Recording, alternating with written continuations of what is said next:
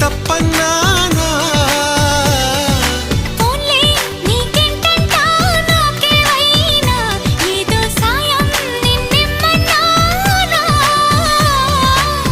వలపంటే నిప్పు లాంటిది కలకాలం దాచలేనిది సలహా విని ఒప్పుకోవే ఇకనైనా